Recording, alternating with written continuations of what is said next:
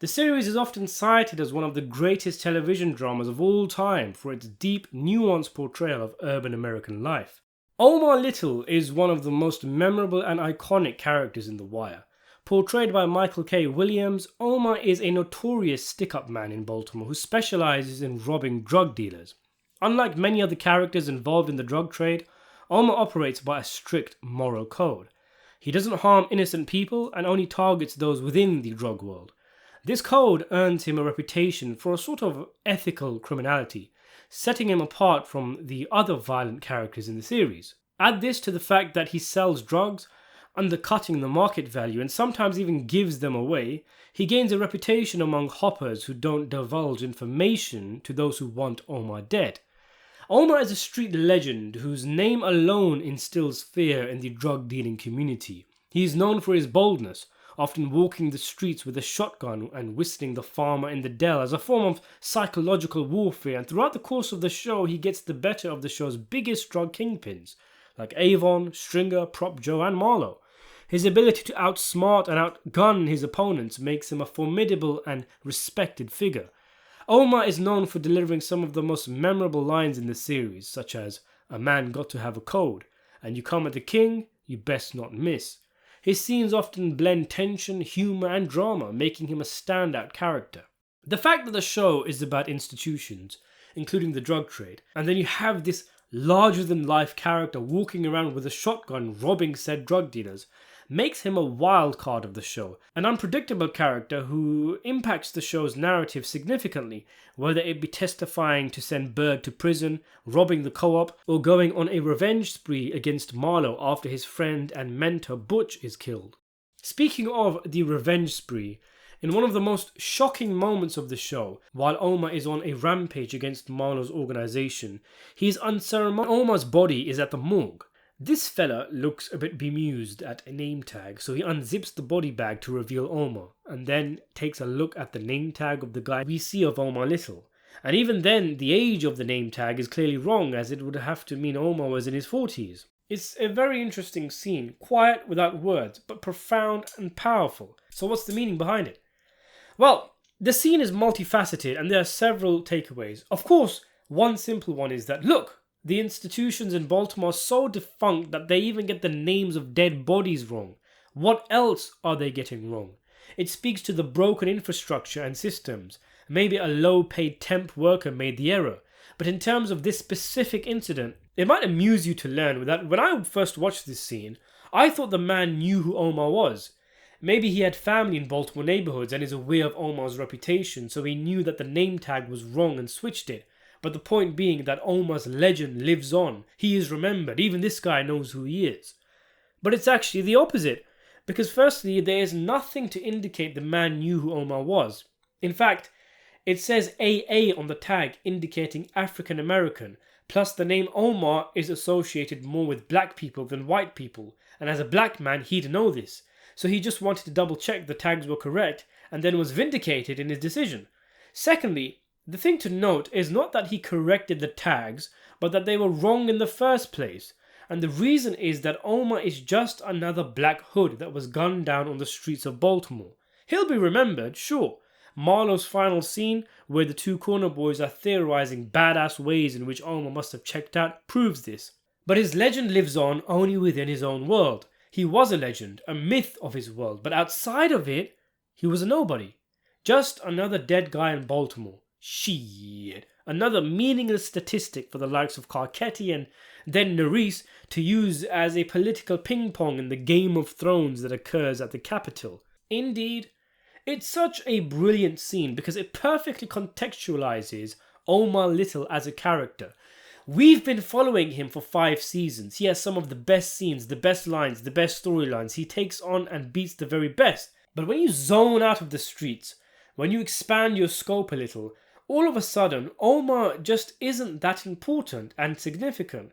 And this scene is perfectly bookended by another in the newsroom when they are discussing which stories to put in the paper. And his story, the murder of a 34-year-old black man, which is what it is to the newspaper guys, is dumped from the paper and replaced by a fatal house fire story. So Omar the legend's death wasn't even significant enough to warrant a small piece in the papers. It's a similar situation to Proposition Joe's death.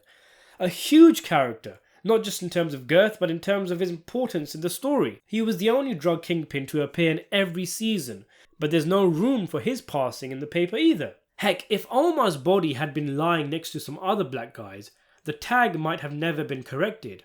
Omar's death sent shockwaves throughout the streets, but as this series shows us, there is a huge divide between the streets and the rest of society. It all really went back to the whole thing about staying in your lane, staying within your own established world and environment. Within that, you can achieve success, you can achieve, to a point, achieve legend, but try and move out, or worse, try to change the game and you'll get chewed up. Stringer Bell comes to mind, who tried to revolutionize the game and also get into bed with the likes of downtown Clay Davis. Shenanigans which embarrassed him as he wasn't made for it. Instead, he could have focused on the Barksdale War and increased his own rep on the street, but alas, he is remembered as someone who died as a coward. Then there's Marlo, who is completely in his element as a drug kingpin, but feels alien and weirded out by Levy's business shindigs and fancy suit parties. Being on a related note, the death of Omar is a slap in the face to fans, who may have envisioned him going down all guns blazing on the warpath, Marlo's beheaded face in his hand or something. But not only is he killed by a child, he's not important enough to even make the news. He's a legend to us, a king on the streets, but back in the real world, he's nothing. He's like Bodhi. His death hits so hard, but again, he's just another dead body gunned down on the streets. Aside from you, me, his grandmother, and the cops who made an effort to know the community, a point Bunny Colvin stresses to his cops, and they gave a fuck when it wasn't their turn to give a fuck, i.e. McNulty, who really cares? In fact, that's what this guy at the morgue did. He gave a fuck when it wasn't his turn. He made an effort, and as a result, we don't get a scene where everyone props up to Omar's funeral and there's a middle-aged white guy in the coffin, sparking rumours that Omar is still alive as some kind of zombie. The newspaper thing also speaks to their ineffectiveness, that they hadn't done their due diligence to work out the importance of who these guys are who have died. It's the result of them stripping down for profit margins. A good example of this is when Gus is looking for information on Daniels and Scott Templeton doesn't know, but Tiggs blurts out Daniels' entire career history, and Tiggs is someone who is clearing his desk because he's lost his job after the paper's buyout. The paper is losing this invaluable institutional knowledge to make money short term, but long term it will damage the paper. Omar Little started this episode on a feared crusade. He ended up being a misplaced statistic, shot by the same kid who once idolized him and role-played him in a game of cops and robbers, but was dumbfounded when he saw the real Omar was this dude limping around the city. And then Michael, who started off as a brave, young, happy kid who could have had a great life, ends up replacing Omar as Baltimore's stick-up man. It's all just a cynical cycle. The game is rigged, yo. It's like when Omar talks to Bunk and he tells him that Tasha, who got shot, wasn't a taxpayer and was in the game, and therefore her death doesn't mean anything to anyone in Bunk's world. He was wrong for including Bunk in that sphere, but the point being made here by Omar was right, and was proven by his own death. There is so much compartmentalization in this show, so much of institutions not being aware of the effects they have on other institutions. Avon is West Side's biggest drug dealer in season 1, but aside from McNulty, the cops don't know who he is. Carver runs the DEU in season 3 and doesn't know who the warring parties are, which shows us nothing has changed. Avon is released from prison in season 3 and none of our main cop characters know. They only find out because Herc half-heartedly recognizes him as he drives past. Rhonda is one of the lead investigators of the Stanfield case, and when Chris Partlow in the flesh walks up to her and asks her for directions to the clerk's office, she doesn't even recognize him. And then there's the myth of Omar Little, which means nothing to the likes of the coroner or the newspaper people. At the end of the day, the king and the pawn go back into the same box, because the game is the game, and that's the only thing that doesn't change.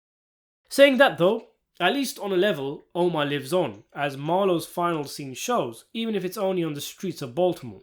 And that's because Omar was more than just the man himself. Think Batman. You can kill a man, but you can't kill a symbol. Marlo was just a man. But Omar, a guy who walked up to stash houses and without even having to blink would have the goods handed over to him, developed into a legend whose name, on the streets at least, will ring out. Oh, no doubt. So there you have it. What do you make of this scene? Let me know in the comment section below. Subscribe to the channel, hit the notification bell for more videos, and thanks for watching.